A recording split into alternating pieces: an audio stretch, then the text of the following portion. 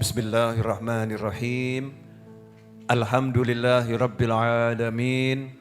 Allahumma salli wa sallim ala sayyidina Muhammadin miftahi babi rahmatillah adada ma fi ilmillah salatan wa salaman daimain bidawami mulkillah wa ala alihi wa sahbihi. Allahumma salli ala sayyidina Muhammadin salatan taftahu biha lana futuhal arifin wa tufaqqihuna biha fid din wa ala alihi wa sahbihi. Allahumma salli wa sallim ala al-habibil mahbub habibi rabbil marbub. Assalamualaikum warahmatullahi wabarakatuh. Alhamdulillah kita dipertemukan kembali di majelis ilmu. Mudah-mudahan kita bisa menjadi manusia yang tambahnya ilmu tambah baik untuk diri kita dan tambah baik untuk semuanya, manfaat dunia akhirah. Amin Allahumma amin. Seperti yang sudah dijelaskan oleh Nabi Muhammad SAW, siapa yang tambah ilmu, ya, tapi enggak nambah hidayahnya, berarti dia tambah jauh dari Allah Subhanahu wa ta'ala. Na'udzubillah min dzalik. Maksudnya bagaimana? Di antara maksudnya, ilmunya nambah, kok cemasnya nambah, itu aneh. Orang kalau ilmunya nambah, seharusnya cemasnya berkurang sampai akhirnya hilang. Karena dia sudah tahu bahwasannya segala sesuatu ada dalam genggaman Allah Subhanahu wa ta'ala. Sehingga dia tambah tenang karena urusannya dengan Allah. Kalau punya dosa minta ampun, punya salah minta maaf.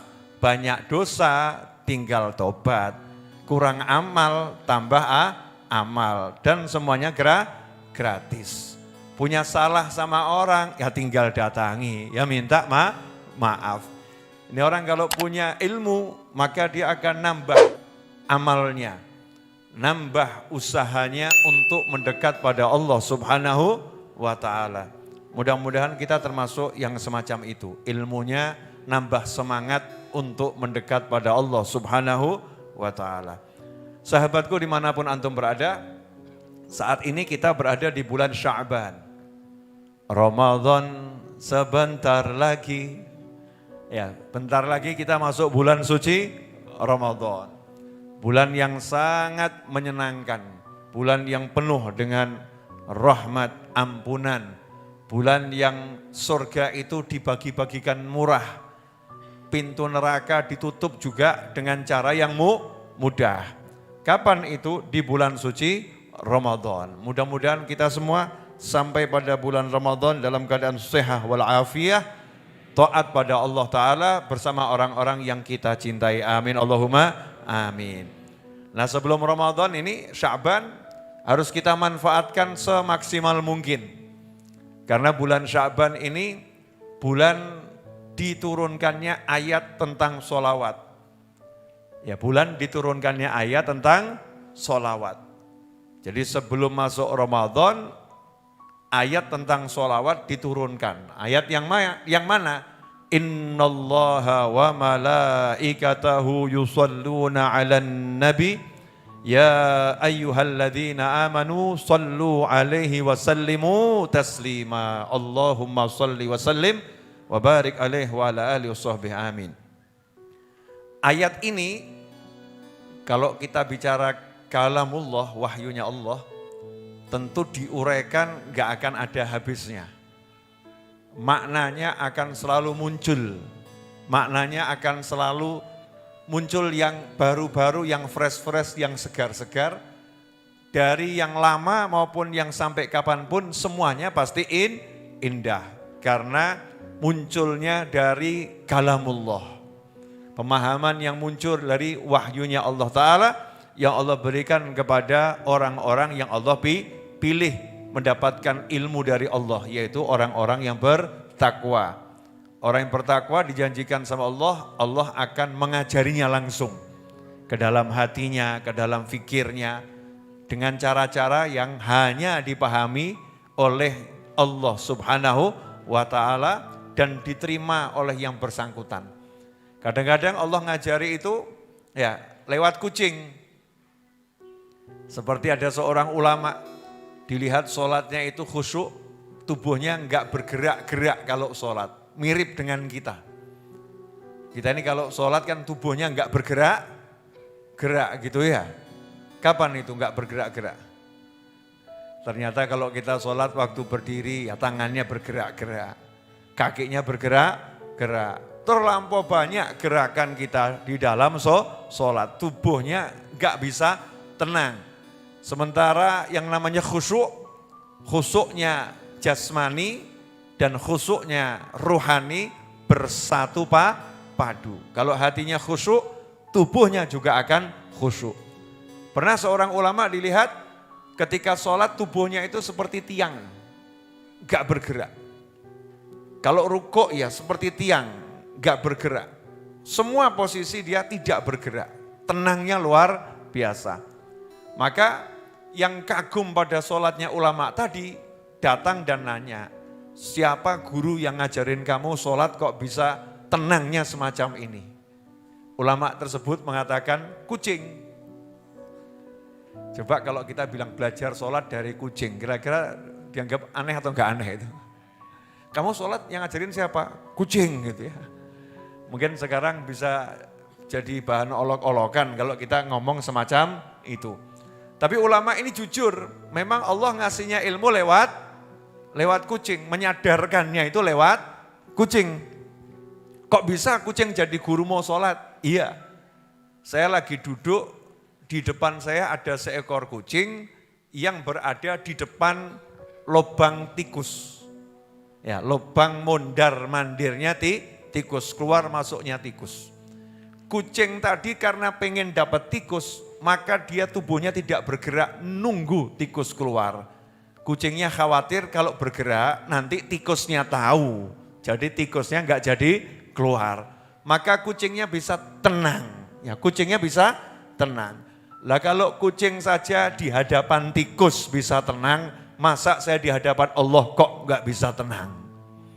Menunggu surganya, menunggu rahmatnya, menunggu ampunannya, biar Allah itu memberi saya semua itu kok saya enggak bisa tenang. Berarti saya kalah sama kucing. Sejak hari itu saya berjuang meniru tenangnya kucing di hadapan tikus. Ya, saya pakai untuk menghadap Allah Subhanahu wa ta'ala. Jangan sampai saya kalah sama kucing. Nah ini caranya Allah ngajari. Berbagai macam caranya Allah Subhanahu wa ta'ala. Gak ada yang ngerti ya caranya Allah seperti apa. Yang penting hasil maksud yang dituju didapatkan. Nah di bulan Sya'ban ini di antara makna ayat, ya di antara makna ayat innallaha wa malaikatahu, di situ ada dua hal. Yang pertama Allah. Yang pertama Allah. Satu-satunya Tuhan dan tidak ada Tuhan yang lain. Tuhan itu hanya satu, enggak ada Tuhan yang lain. Di jagat raya, di alam manapun, Tuhannya hanya Allah. La ilaha illallah Muhammadun Rasulullah sallallahu alaihi wasallam.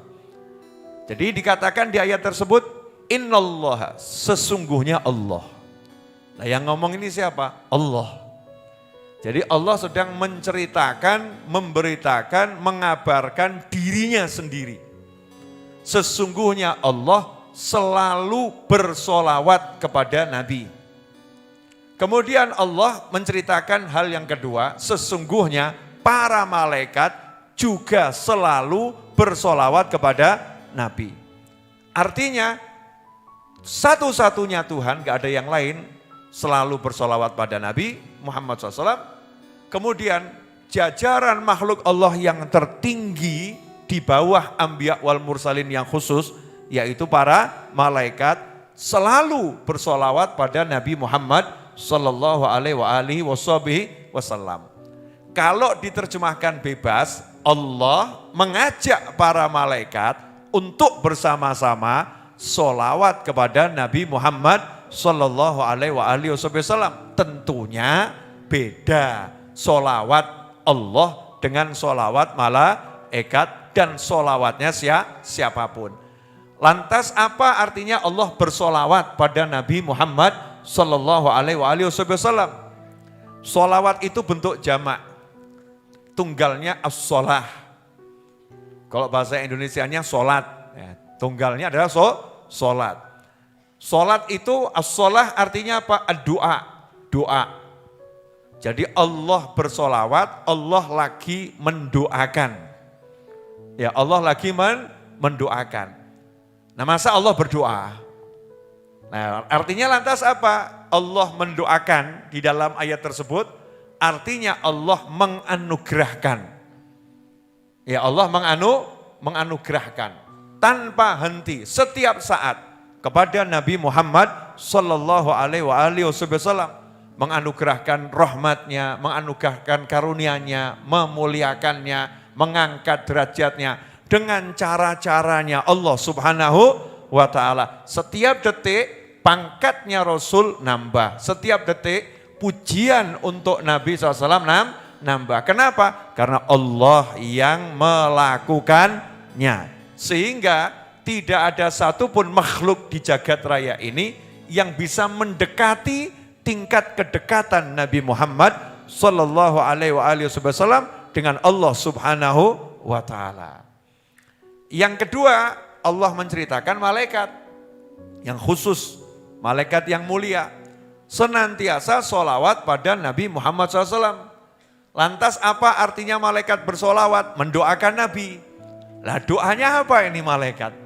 Di antaranya diartikan malaikat mendoakan agar Nabi selalu mendapatkan ampunan dari Allah Subhanahu wa taala, sementara Nabi gak pernah punya dosa dan tidak mungkin berbuat dosa. Yang kedua, malaikat artinya memintakan anugerah tambahan setiap saat untuk Nabi Muhammad sallallahu alaihi wasallam. Yang ketiga, artinya malaikat memuji dan memuja Nabi Muhammad sallallahu alaihi wasallam. Sehingga setiap saat Rasulullah SAW dalam segala keadaan, dimanapun dan kapanpun, dalam keadaan terpuji karena dipuji oleh Allah dan dipuji oleh para malaikat. Nah, terus Allah perintahkan, ya ayyuhalladzina amanu, hei orang-orang yang beriman. Gak semua orang dipanggil. Yang iman, yang percaya dipanggil. Dan ternyata gak semua yang percaya terpanggil. Gak semua yang beriman terpanggil. Ada yang menanggapinya biasa-biasa saja. Ada yang menanggapinya dengan sangat serius. Allah lagi manggil saya. Ada apa ya Allah? Kenapa saya dipanggil? Urusannya apa? Saya dipanggil langsung oleh Allah Subhanahu wa taala. Karena ini yang manggil Allah, bukan malaikat. Allah manggil secara khusus, langsung Allah berbicara kepada orang-orang yang beriman. Ya ayyuhalladzina amanu sallu alaihi wasallimu taslima.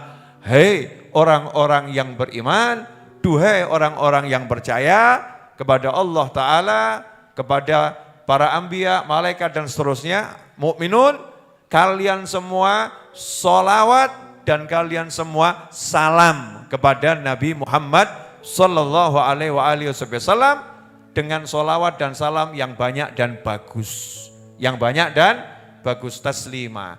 Dari situ maka ulama mengatakan ayat ini menunjukkan kalau Allah lagi mengajak kelompok khusus dari umat manusia yang beriman untuk naik pangkat dengan cepat. Karena begitu perintah ini dia lakukan, maka dia langsung masuk dalam kelompok orang-orang yang bersama Allah bersolawat pada Nabi Muhammad SAW. Ya, orang-orang yang bersama Allah bersolawat pada Nabi Muhammad Sallallahu Alaihi Wasallam. Sehingga begitu dia solawat pada Nabi Muhammad SAW, dia langsung masuk dalam kelompok malaikat. Kalau gini, bahasa kasarnya gini, saya anggap saja kelompok malaikat. Terus saya ngajak kalian semua, yuk pergi umroh bareng saya. Saya mau nanya, ini misal saya malaikat. Saya nawari antum, yuk pergi umroh bareng saya. Umroh bareng malaikat, kira-kira keren atau enggak keren? Bangga atau enggak bangga? Bangga ya. Kelasnya naik atau enggak naik? Pangkatnya naik atau enggak naik? Modalnya tinggal apa? Umroh bareng malaikat. Betul ya? Bareng malaikat. Bayangkan ini Allah bilang, yuk bareng saya dan malaikat sholawat pada Nabi Muhammad SAW.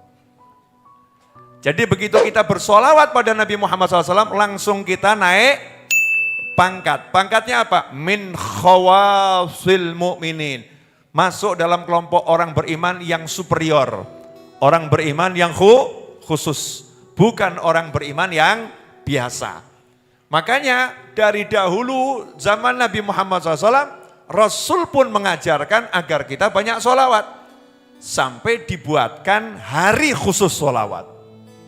Ya, hari khusus solawat. Apa itu? Hari Kamis malam Jumat dan hari Jumat. Perbanyaklah solawat kepadaku di malam Jumat dan hari Jumat. Dibuatkan hari khusus. Walaupun setiap hari suruh solawat, setiap saat suruh solawat, tapi dipilihkan kalau tiba malam Jumat yang lebih banyak. Kalau tiba hari Jumat yang lebih banyak. Tuh. Contohnya. Kemudian Rasul juga SAW memberikan ancaman yang keras kepada orang yang enggan bersolawat.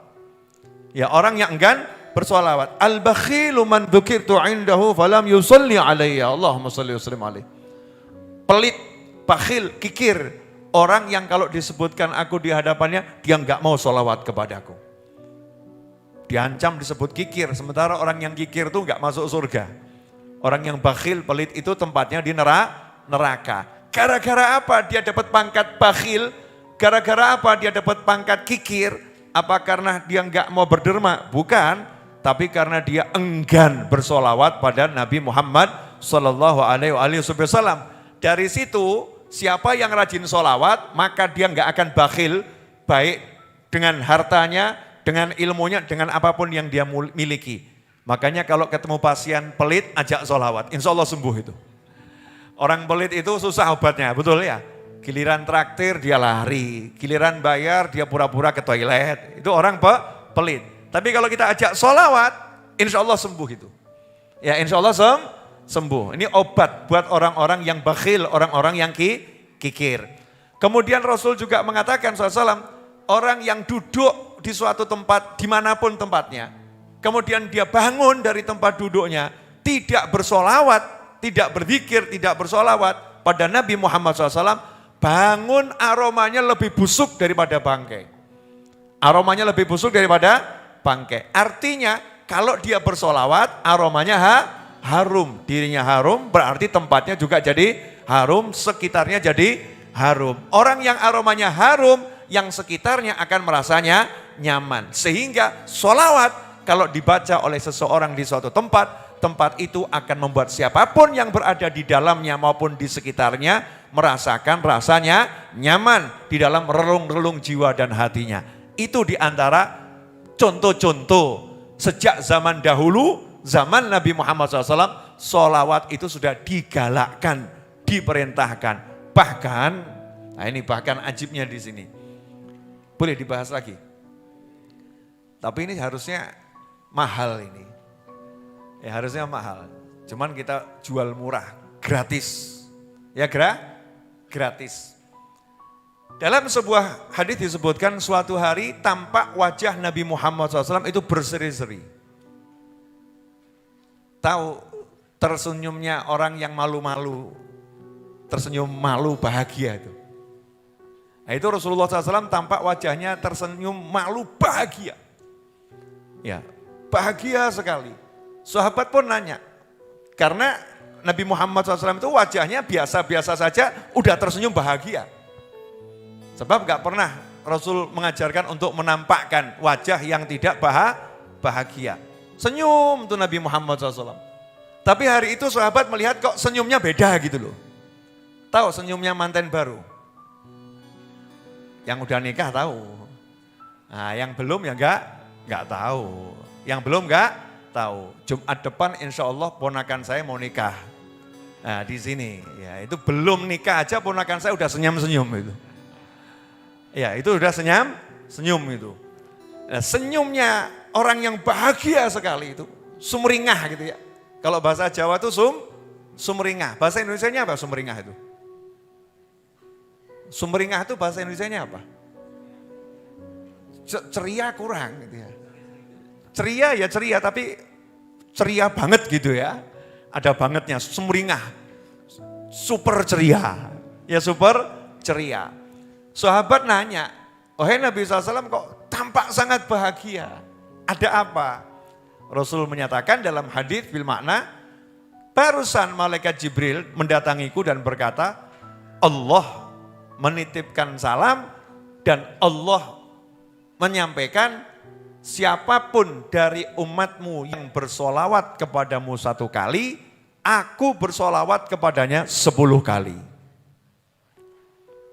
Siapapun dari umatmu yang bersolawat kepadaku 1 kali, maka aku bersolawat kepadanya 10 kali.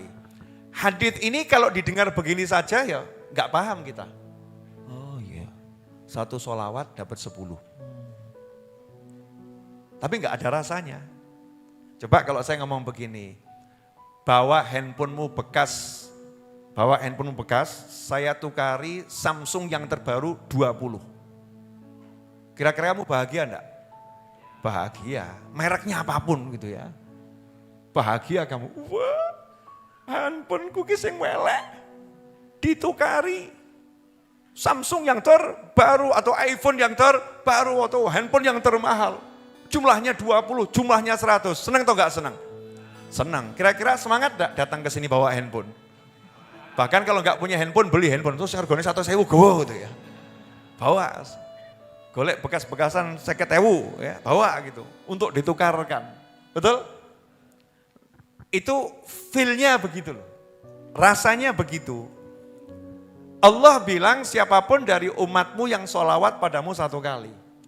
Nah sholawat itu apa? Tadi kita diperintahkan, hei yang beriman, kalian semua doakan Nabi Muhammad SAW.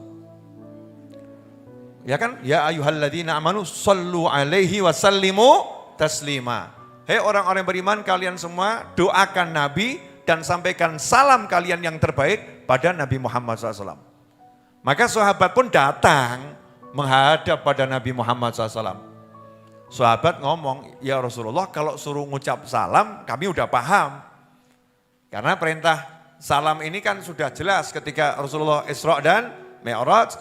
Allah pun mengajarkan bagaimana cara menyampaikan salam pada Nabi Muhammad Sallallahu Alaihi Wasallam. Salamnya Allah itu diabadikan selama-lamanya. Assalamu alayka ayyuhan nabiyyu wa rahmatullahi wa barakatuh. Salamnya siapa itu? Salamnya Allah. Untuk siapa? Nabi Muhammad SAW. Jadi yang pertama kali ngajari salam untuk Nabi siapa? Allah. Allah ngajarin enggak salam buat Nabi? Ngajarin.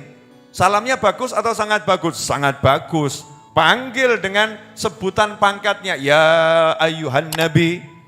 Duhai Nabi, salam sejahtera untukmu. Makanya kalau salam buat Nabi, panggil nama yang bagus Pak. Bagus. Itu assalamu alaik Zainal Anbiya. Kan begitu ya. Assalamualaikum Toha ya Habibi dan seterusnya. Salam. Kalau salam kami tahu ya Allah caranya karena udah diajarkan. Lah kalau suruh mendoakan Nabi Muhammad SAW, suruh sholawat, suruh mendoakan, ini doa yang bagaimana? Apa didoakan sehat, doakan panjang umur, doakan rezeki berlimpah, doakan senang dunia akhirat, atau bagaimana? Mendoakan Nabi Muhammad Sallallahu Alaihi Wasallam seperti yang engkau maksud. Maka saat itulah Nabi mengajarkan SAW. Udah ucapkan saja ke Allah. Sampaikan saja ke Allah, Allahumma sholli. Ya Allah, tolong kamu yang bersolawat pada Nabi Muhammad SAW. Jadi ketika Rasul ditanya sama sahabat, Rasulullah SAW ditanya sama sahabat, gimana caranya solawat? Rasulullah ngajarinya, ya udah bilang saja sama Allah, ya Allah, tolong engkau yang bersolawat. Tolong engkau yang bersolawat, Allahumma sholli. Ya Allah, tolong kamu yang bersolawat kepada Nabi Muhammad sallallahu alaihi wasallam. Berdasarkan hadis tersebut, pertanyaan saya, pernahkah kita secara langsung bersolawat pada Nabi Muhammad SAW? Gak pernah. Kita diajari Nabi, sampaikan saja ke Allah, biar Allah yang bersolawat. Biar Allah yang bersolawat. Maka setiap kali kita ngucap Allahumma, duhai Allah, sholli, tolong kamu bersolawat. Allahnya jawab, innallaha wa malaikatahu yusalluna ala nabi. Allahumma sholli alaihi. Ya, aku Allah dan aku bersolawat, malaikat juga bersolawat. Kalian solawat. Kita balas lagi, Allahumma tolong engkau ya Allah yang solawat. Sehingga muter terus. Allah nyuruh kita solawat, kita kembalikan, engkau saja ya Allah yang solawat. Allah suruh kita lagi solawat, kita kembalikan, tolong engkau yang solawat. Allah bilang, aku sudah solawat dan selalu solawat. Malaikatku juga selalu solawat. Kalian yang beriman, ayo solawat. Kita jawab lagi, Allahumma tolong ya Allah engkau yang solawat. Kenapa? Aku enggak pantas, aku enggak paham, aku enggak ngerti, aku enggak mampu, aku enggak bisa. Salah nanti kalau aku bersolawat menurut yang ku tahu. Maka Rasulku mengajarkan agar engkau yang bersolawat seperti yang engkau tahu dan yang engkau mau. Allahumma sholli. Terus begitu. Allahumma sholli. Masalah belakangnya terserah. Belakangan kan namanya Nabi Muhammad SAW. Allahumma sholli ala Sayyidina Muhammad, Allahumma sholli ala Muhammad, Allahumma sholli ala Toha, Allahumma sholli ala Yasin, Allahumma sholli ala Al-Habib, dan seterusnya. Itu kan belakangnya nama Nabi Muhammad SAW. Cuman caranya itu loh. Bagaimana caranya? Allahumma sallallahu, salatullah. Itu dikembalikan pada Allah Subhanahu wa ta'ala. Maka dari situ ulama mengatakan tidak ada solawat yang ditolak. Gak ada solawat yang ditolak. Kenapa? Lawang yang solawat Allah, masa Allah menolak Allah? Siapa yang solawat? Allahumma, ya Allah tolong kamu bersolawat. Berarti yang solawat siapa? Allah. Sehingga solawat itu tidak tertolak. Selalu tersampaikan pada Nabi Muhammad sallallahu alaihi wasallam. Selalu diterima oleh Allah Subhanahu wa ta'ala. Oke, sampai di sini paham? Nah, sekarang saya akan jelaskan. Makna 1 dibalas 10. Siapapun dari umatmu yang bersolawat 1 kali, aku bersolawat kepadanya 10 kali. Pertanyaan, nanti bisa paham ini. Semua ucapan kita, Allahumma, itu artinya apa? Doa. Allahumma, Allahumma, ya Allah tolong, duhai Allah tolong. Artinya doa. Allahumma sholli berarti kita lagi berdoa, minta sama Allah agar Allah bersolawat kepada Nabi Muhammad sallallahu alaihi wasallam. Betul semacam itu? Oke. Karena solawat ini doa, maka kualitasnya tergantung yang berdoa. Kualitas solawat itu satu orang yang satu dengan yang lain bergantung dari orang yang berdoa. Bunyi solawatnya bisa jadi bunyi solawat yang paling agung.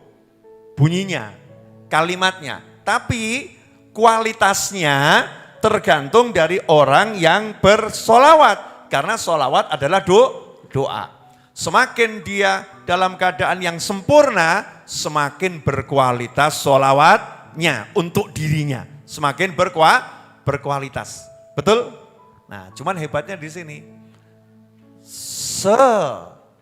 Serendah apapun kualitasmu, serendah apapun kualitas saya, Allah bilang, aku akan membalasmu. Handphonemu welek model apapun, gorene. Nak buat gorene saiki tak buang sampah. Maaf ya, yang nggak paham bahasa Jawa roaming mungkin ya. Ini di sini ada adik ipar saya di belakang itu dari Jakarta, nggak paham bahasa Jawa, jadi saya terjemahkan. Kalau kamu bawa handphone kamu yang jelek sekarang ke saya nggak akan tukari dengan handphone yang sama sekalipun enggak. Oh, titip buang sampah ya, tak buang nong sampah.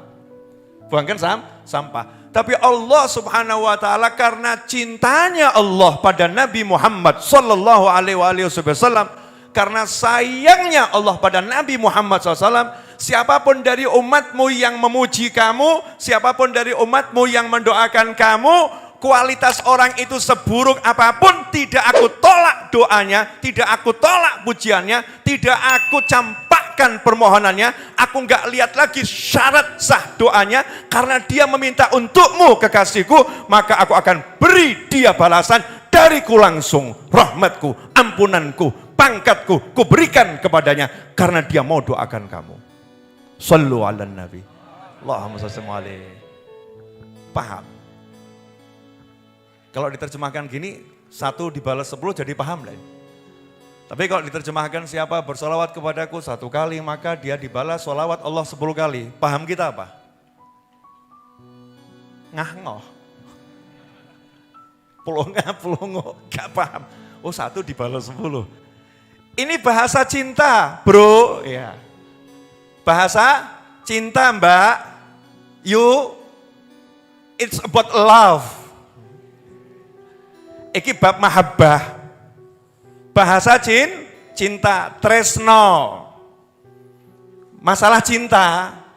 Allah bilang pada Nabi Muhammad SAW, karena Allah ya paham kualitas hamba-hambanya ini, hamba-hambanya Allah ini, ono sing esok mangan haram ki ya akeh. Yang pagi makan haram, siang makan haram, sore makan haram, sholat ya banyak. Betul. Tapi demi untuk menyenangkan Nabi Muhammad SAW, syarat diterimanya doa itu kan gak boleh ada makanan haram, gak boleh ada minuman haram, gak boleh ada pakaian haram. Siapa yang tubuhnya haram berdoa sama Allah, doanya ditolak. Tapi khusus untuk sholawat, Allah tidak melihat yang berdoa, tapi melihat permintaannya untuk siapa. Permintaannya untuk siapa? Karena permintaannya untuk Nabi Muhammad SAW, kamu memintakan untuk kekasihku, kamu panjatkan doa untuk yang kucinta, kamu mengingat orang yang kubangga-banggakan, kamu mengingat ciptaanku yang terindah, kamu mengingat Rasulku Muhammad SAW, maka kuberikan untukmu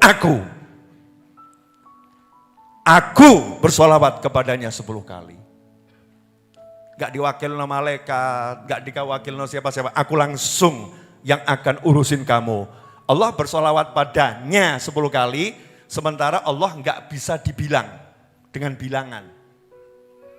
Angka apa yang bisa menghitung karunia Allah?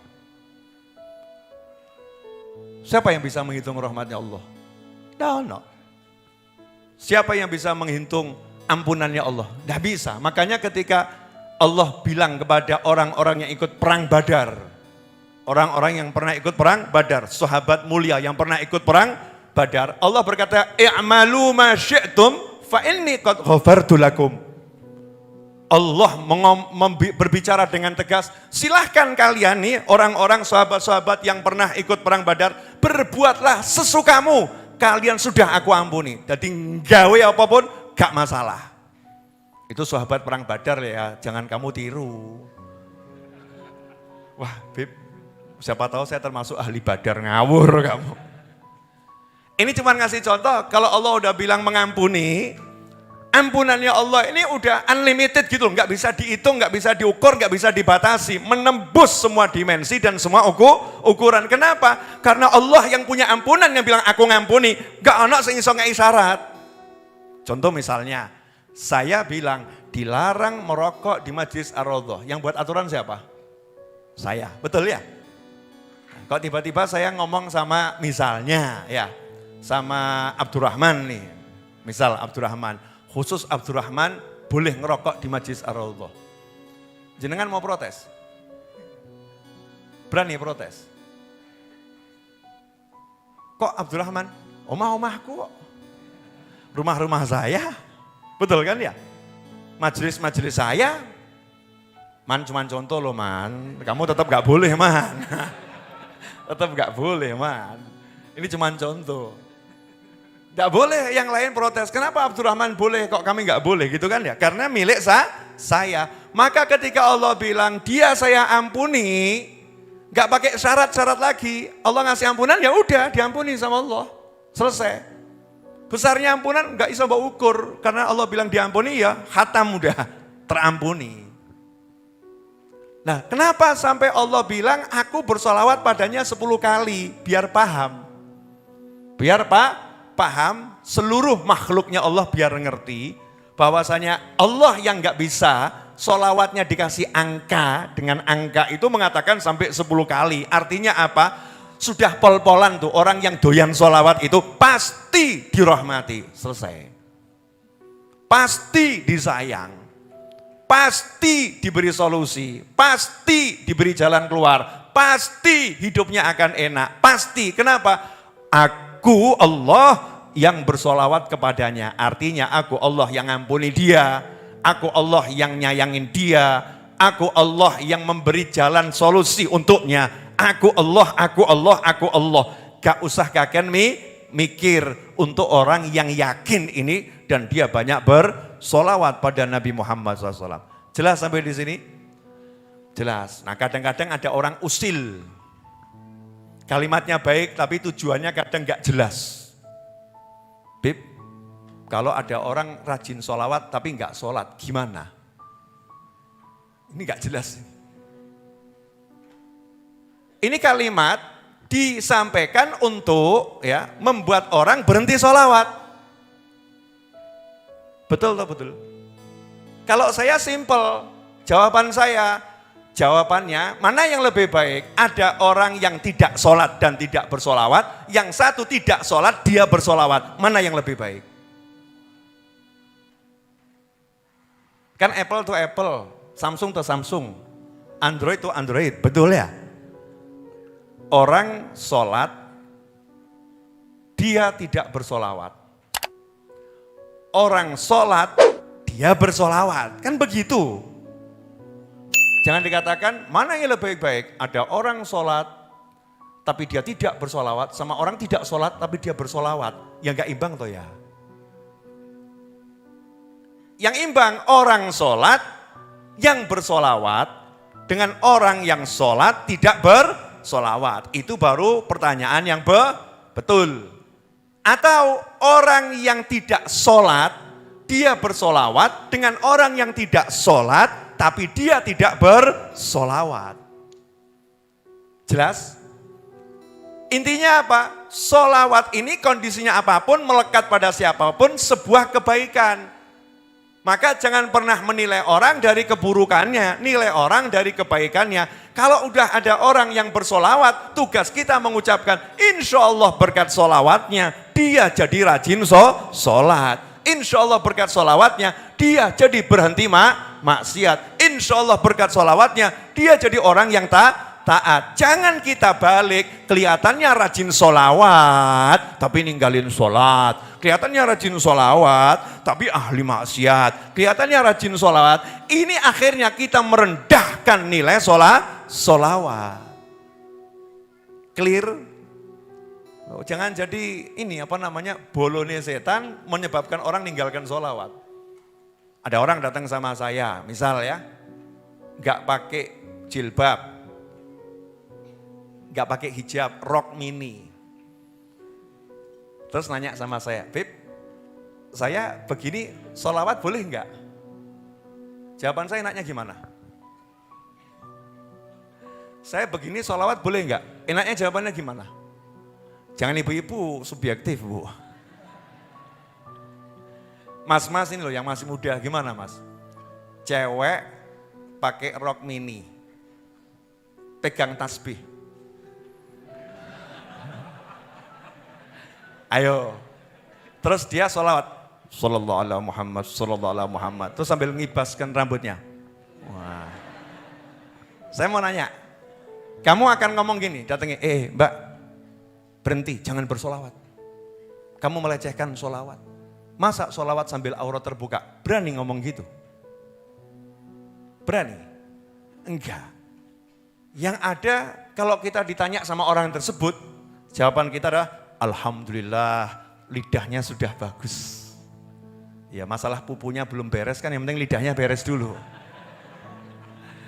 Ya kan, kalau kamu mau bereskan pupunya ya nikahi saja, selesai ya. Nikahono terus kerudungono, kasih baju kan selesai. Betul tuh betul. Nah, iya. Jangan kemudian kamu ajari dia ninggalkan sholawat, sudah punya amalnya cuman sholawat. Kayak begini loh. Pak, maaf Pak, saya ini tidak mandi, tapi saya pakai parfum. Boleh enggak? Pilihannya kan dia tidak mandi pakai parfum atau tidak mandi sama tidak pakai parfum. Atau kamu akan jawab, jangan pakai parfum, mubazir. Melecehkan parfum karena tubuhmu enggak mandi gitu. Ya enggak. Daripada nanti kamu membuat yang lain pingsan, ya walaupun enggak mandi itu ya enggak oke, ya mending pakai parfum. Yang kita apresiasi pakai parfumnya, tapi jangan membenarkan tidak mandinya. Betul? Yang kita apresiasi bersolawatnya, jangan benarkan tidak pakai hijabnya. Paham? Yang kita apresiasi solawatnya, jangan benarkan maksiatnya. Ngerti? Nah itu tolok ukurnya di situ, sehingga kita bisa menimbang segala sesuatu dengan benar. Lidahmu sudah bagus, mudah-mudahan yang lain jadi bagus. Enak toh? Berarti kita tidak membenarkan maksiatnya, tapi kita membenarkan ketaatannya. Di situ namanya berbicara secara positif dan itu membangun yang mendengar untuk menjadi positif. Clear? Jadi kalau besok mas-mas ketemu mbak-mbak model begitu, enaknya diapakan mas? Langsung sing dicandak dinikahi bu. Dinikahi, selesai masalah. Disemangati. Makasih mbak, alhamdulillah lidahnya sudah bersolawat. Nah kalau ada orang solawat dengan cara-cara yang enggak benar Beb. Misalnya solawat sambil jogetan, jangan salahkan solawatnya. Paham ya? Solawatnya bagus, yang jogetnya kurang pas. Ya jogetnya kurang pas. Kalau ada orang bersolawat sambil nari, nari itu boleh asal narinya sesuai syariat. Emang dalam syariat ada tarian, belajar lagi hadits nanti paham. Ya belajar lagi hadits nanti paham. Rasulullah SAW pernah, sahabat itu disuruh praktek tarian menyambut tamu di dalam masjid.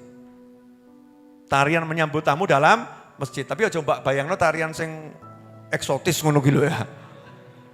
Tarian nyambut tamu yang adab, ini ada tarian seni kebudayaan suatu suku yang Rasulullah SAW mengatakan sahabat, kamu dari suku sana? Iya, itu ada tamu dari sana besok tolong sambut. Tariannya biasanya bagaimana cara nyambutnya? Dengan ketangkasan senjata, tarian militer. Jadi ada tarian yang dibenarkan syariat. Makanya hukumi dengan ilmu, jangan menghukumi dengan hawa nafsu. Sampai di sini jelas? Dah, kembali tadi masalah kalau kita sholawat, seburuk apapun kitanya, Allah enggak lihat kitanya, yang dilihat untuk siapa.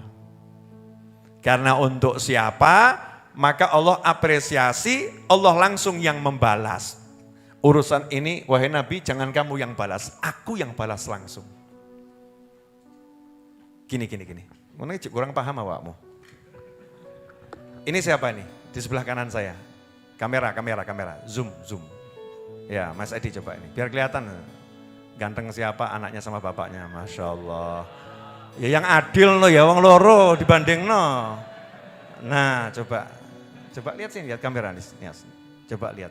Nah, ganteng siapa? Jawaban yang di belakang itu Pak Leknya, ganteng Pak Leknya katanya. Ikhwani rahimakumullah. Ini anak saya yang tertua Ahmad Anis, betul. Ada orang kok ngasih hadiah anak saya roti. Iya, ngasih hadiah anak saya roti. Saking senengnya saya sama orang tadi karena ngasih anak saya hadiah roti sebagai tanda perhatian, anak saya larang, udah enggak usah kamu bales. Saya masuk ke dalam rumah, saya cari, opo yo sing iso tak kekno. Apa yang bisa aku berikan untuk menyenangkan orang ini? Kan begitu ya. Biar aku yang balas, biar aku yang balas. Kalau saya yang balas kira-kira besar atau kecil? Besar. Nah kalau kita sholawat pada Nabi Muhammad SAW, Allah nggak lihat kualitas kita. Tapi kamu sudah mau memikirkan Rasulku, kekasihku. Wahai Rasulullah, jangan kamu yang balas. Aku, Tuhanmu yang akan membalasnya langsung. Bisa diukur enggak? Enggak bisa. Makanya sholawat ini ibadah yang Masya Allah, hadiah. Ya, jangan kemudian mengatakan lebih utama mana, sholawat sama sholat. Ini kan pertanyaan goblok. Paham ya? Kalau sholat itu namanya rukun Islam. Ditinggalkan kufur. Kalau menganggap tidak wajib jadinya kufur. Kalau menganggap wajib tapi malas itu dosa besar. Tapi ingat, orang yang sholat gak mungkin ninggalkan sholawat. Kenapa? Karena sholat tanpa sholawat gak sah. Mikiro. Sholat mana yang gak ada sholawatnya? Ayo, carikan satu sholat yang gak ada sholawatnya. Kamu sholat, baca tasbih nganti ndomble. Subhanallah. Sampai ndomble. Sampai kesel tuh lambe. Lidah sampai capek. Atahiyat akhir, kamu mau sholawat. Ya Allah, aku kan udah banyak baca tasbih. Jadi kan gak perlu sholawat. Langsung salam saja. Salam, yang penting saya salam sama kamu kan ya Allah. At-tahiyatul mubarakatus salawatut thayyibatu lillah. Assalamualaikum warahmatullah. Gak usah sholawat sama Nabi, kan gak penting. Nabi kan gak penting ya Allah. Yang penting kan kamu ya Allah. Saya mau nanya, diterima atau dilempar? Dilempar kita. Dilempar. Paham? Sama Allah diikat itu ibadah yang namanya sholat. Ujungnya kalau kamu nggak sholawatin dan kamu nggak ngasih salam kepada orang-orang yang beriman di sekitarmu, tidak aku terima. Masya Allah. Gimana itu? Sholawat, ya sholat. Allahumma sholli ala Sayyidina Muhammadin wa ala ali Sayyidina Muhammad. Paling sedikit seperti itu. Assalamualaikum warahmatullah. Assalamualaikum warahmatullah. Selesai. Kalau nggak ada sholawatnya diterima nggak? Nggak. Maka orang yang suka banding-bandingkan sholat dengan sholawat, ini bahaya ini. Ini orang yang ingin menjatuhkan sholawat dengan mengutamakan sholat. Seakan-akan yang penting sholat, sholawat gak penting. Ngaco. Clear? Kalau udah dibeginikan gak paham-paham kok soalnya. Dibanding-bandingkan terus, penting mana? Baca Al-Quran atau baca sholawat? Goblok meneh. Mohon maaf saya agak kasar ngomongnya, biar cetol, biar melek itu. Mana yang lebih penting? Baca Al-Quran atau baca sholawat? Tak jawab, mana yang lebih penting? Baca Al-Quran atau baca pesan di WhatsApp? Saya mau nanya, yang suka ngomong begitu kira-kira baca pesan WhatsApp enggak? Baca. Sempat atau enggak sempat? Banyak atau sedikit pesan WhatsApp yang dia baca? Banyak. Nanti kalau dia ditanya, mana lebih penting? Baca Al-Quran atau baca pesan WhatsApp? Jawabannya apa? Loh ngaji kan ya ada waktunya. Ada waktunya ngaji. Oh ini kan waktunya baca WA. Lah kenapa giliran sholawat kamu enggak ngomong begitu? Ada waktunya sholawat, ada waktunya baca Al-Quran, ada waktunya istighfar, ada waktunya tahlil, ada waktunya tasbih, ada waktunya tahmid. Bahkan dalam sholat pun dibagi. Ada waktunya baca Al-Quran, yaitu surat Al-Fatihah, bukan dibaca di at-tahiyat. Kamu at-tahiyat baca Al-Fatihah, gak sah. Coba nanti at-tahiyat, langsung fatwa MUI aliran sesat. At-tahiyatul mubarakatus salawatut thayyibatu lillah. Bismillahirrahmanirrahim. Aliran apa ini? Sesat. Waktunya baca Al-Fatihah ketika berdiri dalam rokaat pertama, rokaat kedua, rokaat ketiga, rokaat keempat. Kalau sholatnya zuhur, asar, sama apa lagi? Isya. Baca surat sunnah, tapi tempatnya di mana? Baca surat ya tetap tempatnya di mana? Ketika berdiri. Sujud baca ayat itu pun ulama ada yang fatwa tidak boleh. Bukan tempatnya. Sujud itu tempatnya baca kalimat tasbih. Rukuk tempatnya baca kalimat tasbih dan tahmid. Paham? Duduk di antara dua sujud, lain tempatnya berdoa. Tempatnya berdoa di antara dua sujud. Nah, sholawat tempatnya di mana? At-tahiyat.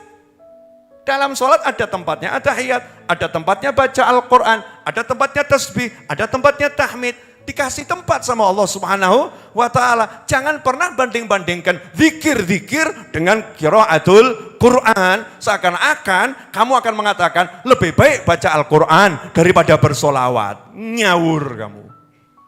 Seakan-akan kamu gak punya waktu. Padahal hidupnya yang ngobrol mbek koncone, cekikian, cekakaan. Giliran ada orang banyak baca solawat kamu kritisi. Daripada banyak solawat lebih baik baca Al-Quran. Itu yang pertama. Yang kedua, jangan salah. Orang yang lagi baca solawat, dia lagi baca Al-Quran. Wah, ini Habib Novel sesat ini. Masa orang baca solawat dibilang baca Al-Quran. Karena di antara makna qiraatul Quran adalah al-amal bih. Ya, al-amal bih. Di antara makna membaca Al-Quran adalah mengamalkan isi Al-Quran. Orang yang nyambung tali silaturahim itu lagi membaca Al-Quran. Orang yang cari ilmu lagi membaca Al-Quran. Membaca dalam arti mengamalkan isi Al-Quran.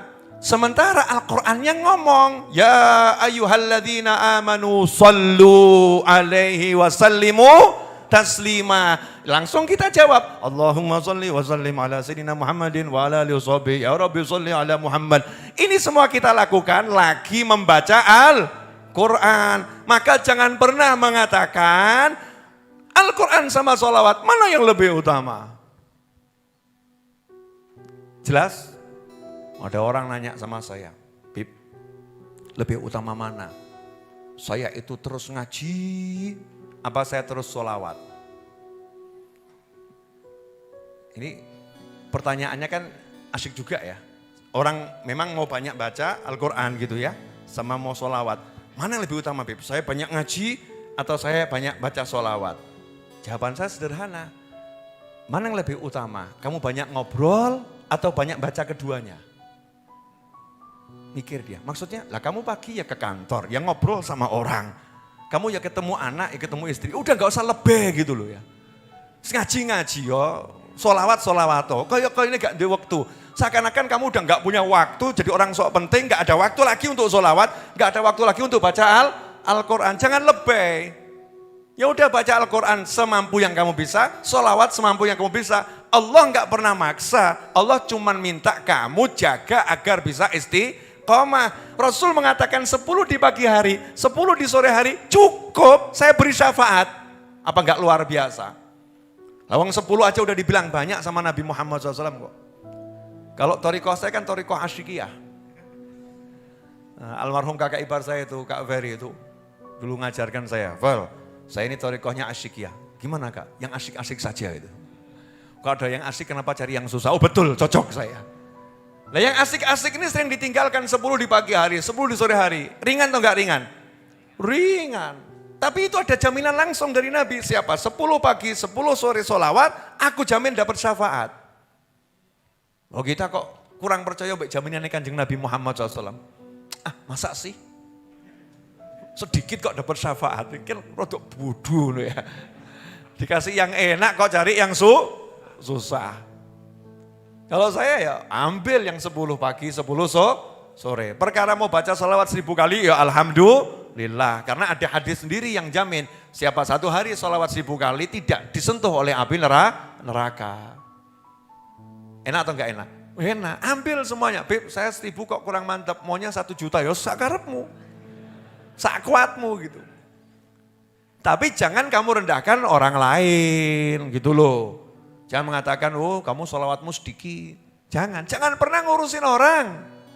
Diri kita sendiri ini loh, kita perbaikin. Jangan pernah ngurusin orang. Kalau kita baik, otomatis sekitar kita jadi baik. Itu otomatis kok. Gak mungkin enggak. Karena gimana ya? Hari ini tadi hujan enggak? Terus atau enggak terus? Dari mulai Jakarta tuh ya laporan sampai Solo. Saya enggak tahu sampai Jawa Timur gimana. Hujan terus, betul. Tapi kalau mataharinya dibantu sama angin, mataharinya enggak pernah redup, pernah matahari redup. Laporkan ke saya kalau matahari redup. Tak marahinnya. Matahari itu diperintahkan bersinar, enggak ada perintah meredup. Betul. Nanti kalau udah waktunya dibuat meledak sama Allah Ta'ala, kiamat selesai. Jadi nggak usah bingung sama teorinya ahli teori, ruwet mikirin matahari kalau meredup bagaimana, matahari kalau ini bagaimana. Sirajan wahaja. Allah udah jadikan matahari itu akan memancar terus. Nanti kalau udah waktunya, bledos, selesai. Udah kamu nggak usah mikir waktunya kapan, ruwet men. Kiamatnya kapan? Ya Allah, tak kok kiamat kapan? Pertanyaan 1400 tahun lalu kamu ulangi. Saya mau nanya, ada enggak yang nanya begini? 1400 tahun yang lalu ketika Nabi SAW itu pengajian, ada yang nanya, ya Rasulullah, kiamatnya kapan? Mata sa'ah, kapan kiamat? Ada dua yang nanya sama Nabi Muhammad SAW. Yang satu manusia, yang satu malaikat dan tidak nanggung-nanggung, malaikat Jibril alaihi salam. Yang satu manusia, yang satu malaikat Jibril alaihi salam nyamar jadi manusia. Nanya manusia yang pertama, dari desa, datang tergopoh-gopoh ke majelis, langsung nanya, ya Rasulullah kapan kiamat? Karena pertanyaan ini kurang penting, sama Nabi nggak dijawab langsung. Rasulullah SAW itu lanjutkan pengajiannya, selesai nanya, tadi yang nanya-nanya kiamat siapa? Tetap dihargain, karena setiap pertanyaan itu penting, tapi nggak urgent gitu loh, nggak langsung dijawab. Selesaikan Rasul pengajiannya, baru ditanya, siapa tadi yang nanya tentang kiamat? Maka dijawab, saya ya Rasulullah. Sampai hari ini saya tidak menemukan jawaban Nabi Muhammad SAW tentang waktunya. Ditanya waktu, tambah Rasul nanya, kamu udah punya persiapan apa? Nanya-nanya kiamat kapan? Yang ditanya langsung jawab, neliti, oh iya ya. Saya tanya-tanya kiamat, kalau kiamat datang persiapanku apa? Jawab. Jawabannya pun nyeleneh. Saya nggak punya sholat yang banyak, nggak punya puasa yang banyak. Ini nekat atau enggak nekat nih? Datang-datang seperti nantang. Kiamatnya kapan? Nah kamu punya persiapan apa? Orang dia apa-apa. Saya enggak punya apa-apa. Sholatnya pas-pasan, posoni pas-pasan. Ramadan baik sholat 5 waktu. Tapi aku punya satu. Punya apa kamu? Aku cinta Allah dan aku cinta Nabi Muhammad SAW. Rasul menjawab, wes tenang. Kamu bersama yang kamu cintai. Nah kalau dibilang bersama yang dicintai itu kira-kira aman atau enggak aman? Aman toh. You with me, selesai ya. Beb nanti perginya gimana? Udah nggak usah mikir, kamu bareng saya. Perlu mikir enggak? Enggak perlu. Kan begitu. Anta ma'aman ahbabta, kamu bersama yang kamu cintai. Rasul langsung mengatakan kamu bersama saya. Jadi nggak usah khawatir tentang kiamat. Nggak dijawab oleh Nabi Muhammad Sallallahu Alaihi Wasallam. Makanya ya neko-neko, kok takok kiamat kapan, mataharinya meredup atau tidak dan lain sebagainya. Yang kedua malaikat Jibril alaihissalam nanya, kapan kiamat? Rasulnya jawab, mas'ul bi'alam minas sa'il, mal mas'ulanha bi'alam minas sa'il. Yang ditanya gak lebih ngerti daripada yang bertanya. Saking tawadhu'nya Nabi Muhammad SAW. Aku nggak lebih ngerti dari kamu loh. Ayo mau mancing-mancing. Kan begitu ya, mancing-mancing. Aku nggak lebih ngerti dari kamu. Tapi tak kasih tahu ciri-cirinya aja. Karena yang nanya malaikat. Punya kepentingan. Ya punya kepentingan. Malaikat ini punya tugas. Maka sama Nabi dikasih bocoran.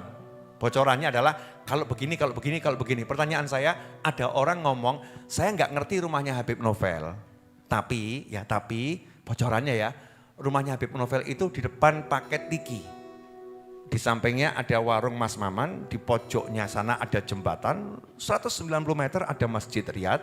Kemudian nanti di sana ada rumah klinik. Kemudian di sana orang tadi menjelaskan sekitar rumah saya dengan detail. Berarti dia tahu rumah saya enggak?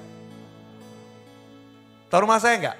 Jadi kalau Nabi Muhammad SAW mengatakan, aku nggak lebih ngerti dari kamu. Bukan ngomong nggak ngerti loh ya. Aku tidak lebih ngerti dari kamu, tapi ciri-cirinya aku beritahu ya. Semua ciri-ciri kiamat diberitahukan. Berarti nabinya tahu enggak?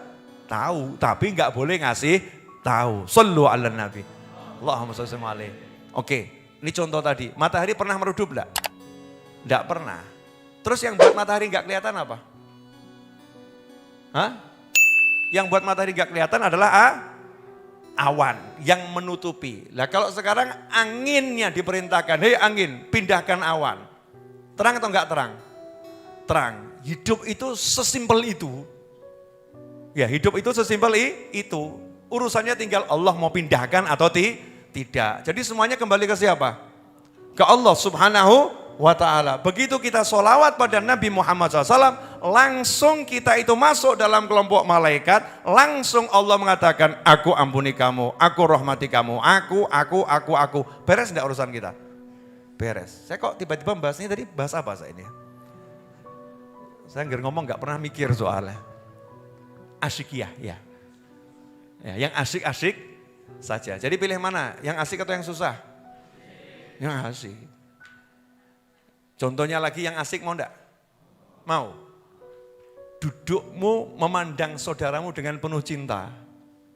Sing halal ya, sing halal. Catatannya halal ya. Misalnya sama temen, nongkrong sama temen nih, mandangnya dengan cinta, sayang, ki koncoku muslim, podo muslim, seneng gitu. Obrolannya halal. Ini lebih utama daripada iktikaf di masjidku selama sekian lama.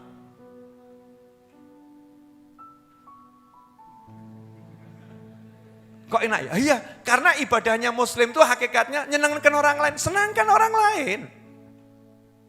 Sampai dalam sebuah hadis Rasul mengatakan, aku pergi mewujudkan hajat saudaraku, keluar meninggalkan masjid, mewujudkan hajat saudaraku, lebih kusenangi daripada iktikaf di masjidku ini selama sekian lama. Sekian lamanya tuh saya lupa 1 bulan atau 1 tahun. Intinya kan sekian lama. Bayangkan, kenapa? Nyenangkan orang. Ya menyenangkan orang, ini fadilahnya luar biasa. Nah begitu kita sholawat, kita bukan menyenangkan orang, menyenangkan Allah. Karena Allah yang perintahkan, Allah yang suruh untuk kekasihnya. Allah minta untuk Rasulku ini, untuk Nabiku ini, untuk ciptakanku yang terindah ini, untuk kekasihku. Kalian sholawat ya, kita nurut. Ya Allah, Allahumma sholli, tolong kamu yang sholawat ya Allah. Allahnya bilang, ya udah aku terima sholawatmu, kamu aku kasih ini langsung. Rasulullah, dah gak usah mikirin umatmu yang bersolawat, aku yang bertugas. Menghadiah macam-macam. Sallu ala Nabi. Allahumma shalli alaihi. Jelas sampai di sini? Berarti sholawat asyik atau enggak asyik? Asyik. Makanya kita sebisa-bisanya lah, sebisa-bisanya sambil duduk. Kalau saya enggak mau repot-repot, mau duduk sholawat, mau bangun sholawat, tak latih gitu. Sampai biar nanti itu jadi otomatis. Sehingga setiap gerak dan diam saya enggak pernah pisah dari Nabi Muhammad SAW. Mau bangun, Allahumma sholli wa sallim alaihi. Langsung kan ingat Nabi Muhammad SAW. Dijawab sama Nabi, salamku juga untukmu. Weh, nak tenan. Berarti dosaku habis. Nah, kalau Nabi udah bilang, dia selamat. Malaikat yang di kiri berani nulis. Terjemahannya gitu loh ya. Jangan di-share, ini bahaya nih. Sorry bro, ojo bawa share ini. Bahaya nih pemahaman semacam ini kalau di-share nanti kan bahaya. Banyak orang rajin sholawat nanti. Contoh. Ada orang duduk, bangun dari duduk, dia baca sholawat. Sebelum duduk, dia ghibah, dia namimah. Ayo, coba gimana itu? Terus kamu bilang, percuma sholawatnya gitu. Berani. Yang ada, duduknya ghibah namimah, itu dosa besar, betul. Tapi bangunnya dengan baca sholawat, di situ dijanjikan. Siapa yang bangun dengan baca sholawat, itu dia akan diampuni dosanya.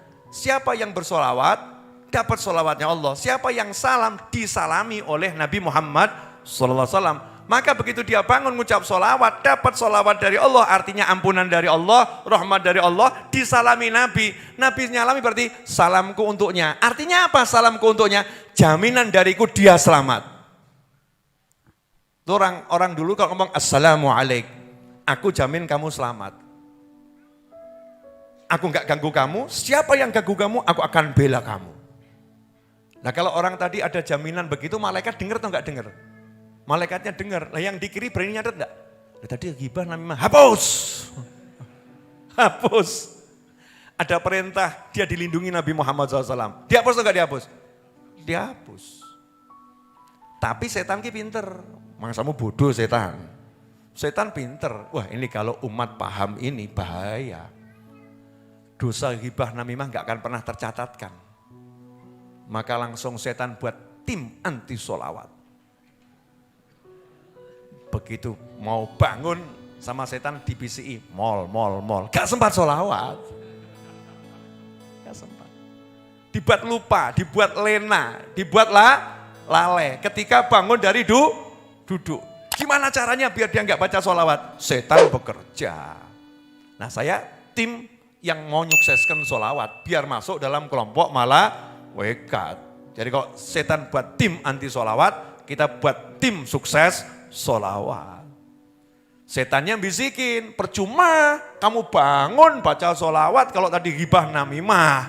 Itu setan. Biar orang kalau bangun dari ghibah namimah gak dzikir. Wes gunjing ngerasani lambene gak dzikir sisan. Ngeri atau gak ngeri? Ngeri. Nah kita para ulama masuk tim yang mengajarkan orang dzikir. Kalau kamu tadi duduknya maksiat, jangan sampai bangunnya tidak taat. Bangunlah taat, biar dosanya maksiat terhapuskan. Kok iso? Yang bilang bukan ulama, Allah yang bilang dan Nabi Muhammad SAW. Ikutilah keburukan dengan kebaikan, maka akan terhapuskan dosanya. Betul? Innal hasanat, sesungguhnya perbuatan baik, yudhibnas sayyiat, menyingkirkan keburukan. Itu Al-Quran. Kalau kalam Nabi Muhammad SAW, fa'adbi'is sayyi'atal hasanata tamhuha. Kalau ada perbuatan buruk, segera ikuti dengan perbuatan baik. Tamhuha, akan menghapuskan keburukan tadi. Jangan kamu mengatakan, kok enak? Kok enak betul? Begitu mudah, diampuni. Ampunan kok gampang.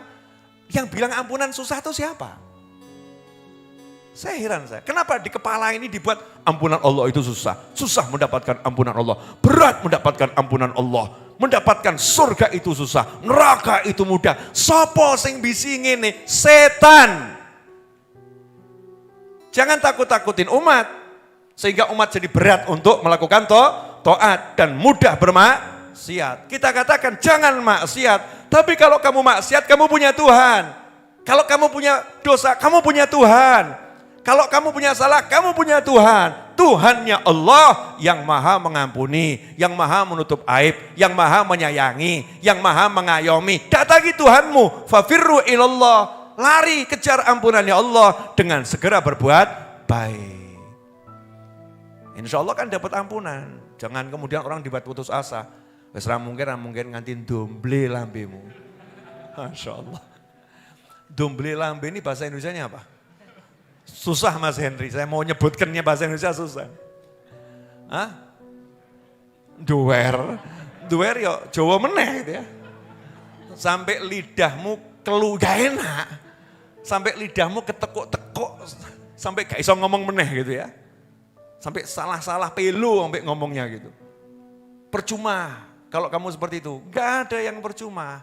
Seseorang datang kepada seorang ulama dan berkata, bagaimana ini? Saya berzikir tapi nggak pernah bisa khusyuk. Zikir saya sama ngelamun. Ulamanya yang jawab, bersyukurlah sama Allah. Yang sudah menjadikan salah satu anggota tubuhmu untuk taat padanya. Yang sudah menghias salah satu anggota tubuhmu dengan ketaatan padanya. Duh, kamu jangan dulu ya. Jangan meremehkan. Tuh pernah ada seorang ulama besar, wali Allah jalan lewat, ada pemabuk mulutnya berbusa. Pingsan ya. Teler, mulutnya berbusa, busa khomer. Tapi pemabuk ini muslim. Ya muslim. Ulama tadi langsung ambil air. Berhenti, ambil air, mulutnya dibasuh, dibersihkan. Dibersihkan, sementara dibersihkan gak sadar orang teler berat, dibersihkan. Sambil berkata, ya Allah, ya tolong bersihkanlah, ya aku bersihkan lidah yang taat ini. Kan lidahnya taat, mengucapkan 2 kalimat syahadat, sudah bersyahadat. Lidah yang taat ini kubersihkan dari najisnya khamr. Dari najisnya khamr, tolong bersihkan dirinya dari dosa kemaksiatan. Ulama tenan iki. Coba nak awakmu mendem neng dalan renggena guajul. Lihat orang teler di jalan diguajul, ditendang, kasih sampah. Dianggap seperti anjing atau kotoran, enggak dimanusiakan, enggak dimuslimkan. Ini ulama itu, menghargai betul. Ini lidahnya mau syahadat. Lidahnya mau mengucapkan 2 kalimat syahadat. Ini mau kamu ganti dengan apa? Enggak bisa. Ada orang yang luar biasa tapi lidahnya enggak mau bersaksi. Tuhan hanya Allah dan Nabi Rasul terakhir termulia Nabi Muhammad SAW. Seburuk-buruknya dia masih sangat baik karena lidahnya mau bersyahadat. Sama ulama dibasuh, ini lidahnya baik ya Rob, tapi kena najis, tak bersihkan najisnya. Aku bisa membersihkan najisnya dengan air, tapi yang bisa membersihkan dosa-dosanya hanya Engkau ya Allah. Tolong bersihkan dosa-dosanya.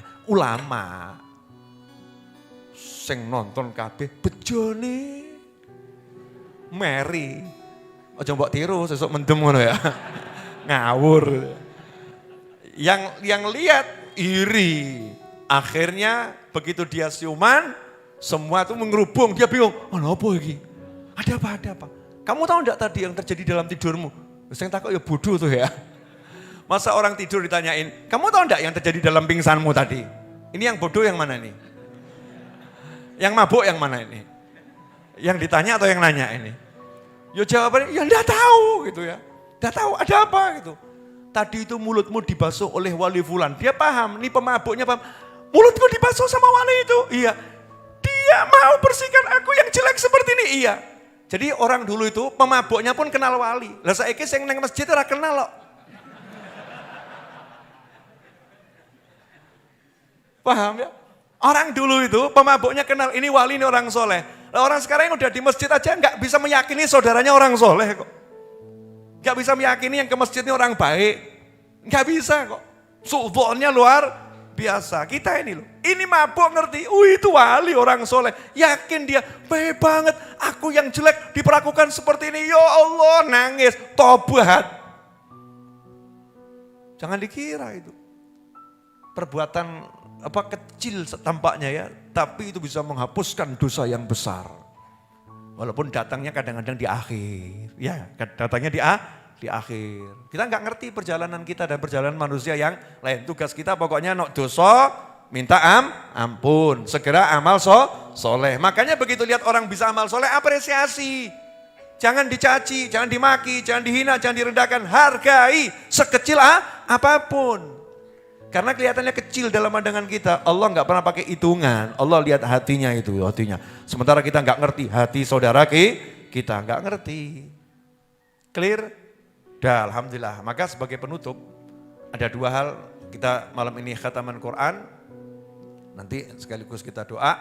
Kemudian saya mau hadiahkan 1 sholawat. Ini sholawat yang diperoleh Habib Ali bin Muhammad bin Husin al-Habsyi radhiyallahu ta'ala anhu ketika bermimpi bertemu seorang wali. Ya, dikatakan sholawat ini membuat gunung-gunung ikut bergetar bersolawat. Seperti ketika Nabi Dawud alaihissalam di dalam Al-Quran, ya jibalu, wahai gunung-gunung, kata Allah Ta'ala, ikutlah bertasbih bersama Dawud alaihissalam. Nah, sholawat ini menyebabkan gunung-gunung ikut bersolawat. Saya anjurkan untuk membacanya terserah jumlahnya, sakarepmu. Ya, sekali ya juga boleh, bebas. Pokoknya dibaca, itu tampak seperti di layar monitor. Tirukan saya, Allahumma sholli wa sallim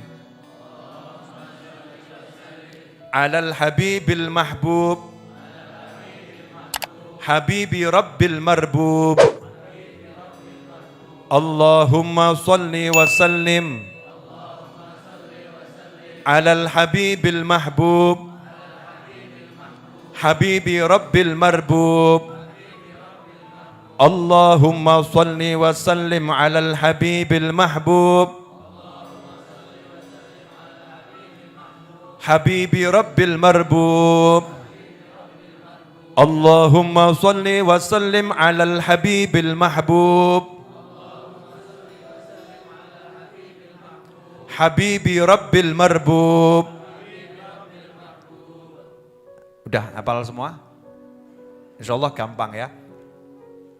Sederhana saja kalau kita tahu terjemahannya nanti hafal dengan sendirinya.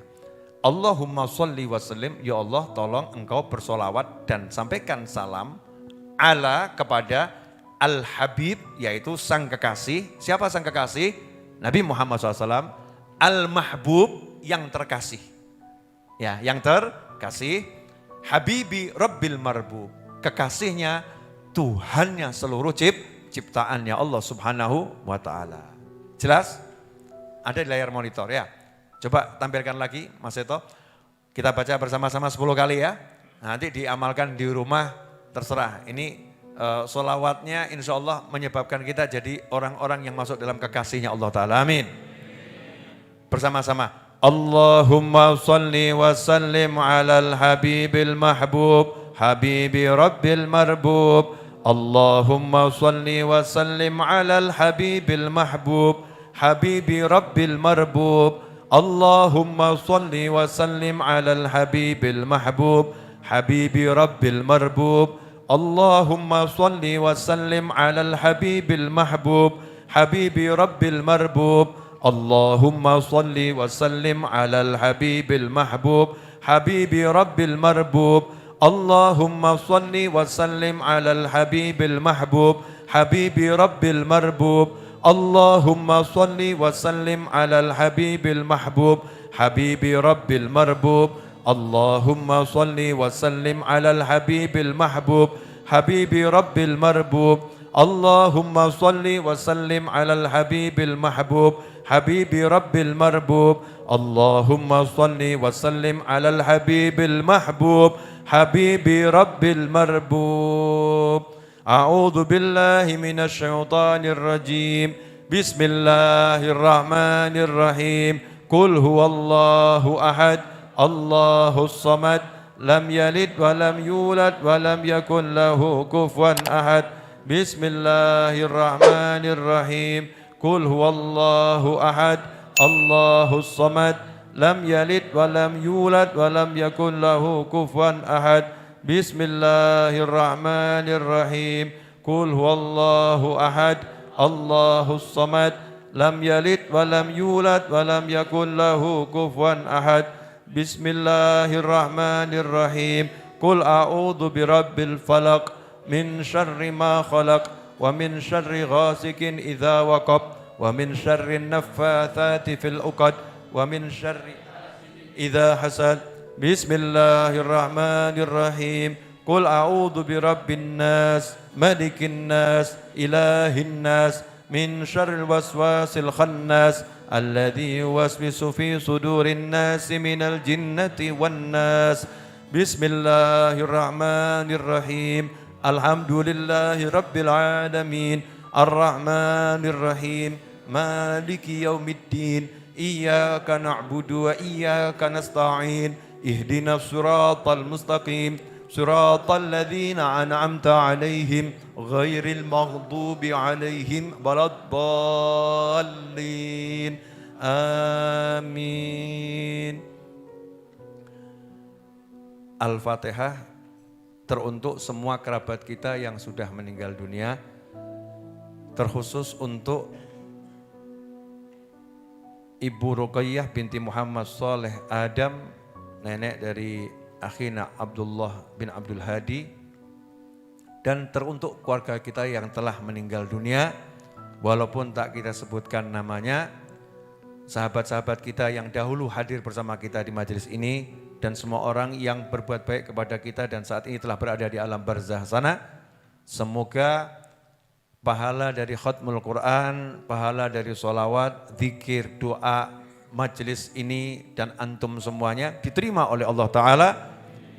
Dan pahalanya juga disampaikan kepada orang-orang yang mendahului kita dari keluarga, sahabat dan teman-teman kita, orang tua kita, ayahanda kita, mertua kita, paman, bibi kita, terkhusus Ibu Ruqayyah binti Muhammad Saleh Adam, dan teruntuk guru-guru kita yang telah mendahului kita dan dijadikan sebagai penerang kubur-kubur mereka semua. Berkat itu kebun mereka dijadikan taman surga, diletakkan ruhnya bersama para nabi, para siddiqin, para syuhada dan para salihin. Dan semoga Allah Ta'ala berkat khatmil Quran dan majlis pada malam hari ini memberi kita ilmu yang bermanfaat, hati yang tenang, hati yang taat, hati yang rindu pada kebajikan, hati yang mengenal Allah Ta'ala, hati yang cinta pada Nabi Muhammad sallallahu alaihi wasallam. Dan Allah jadikan kita orang yang selalu menuju ke arah kebaikan sampai kelak kita setelah panjang usia dalam segala kebaikan, kenikmatan, ketaatan, keridhaan. Allah beri kita akhir usia yang indah. Allah beri kita akhir usia husnul khatimah. Ala hadhiniyah wa ala kulliyatin salihatin jamin afiyah wa ala manhabun ali wa ila hadratin Nabi Muhammad sallallahu alaihi wasallam. Al-Fatihah. A'udzu billahi minasyaitonir rajim. Bismillahirrahmanirrahim.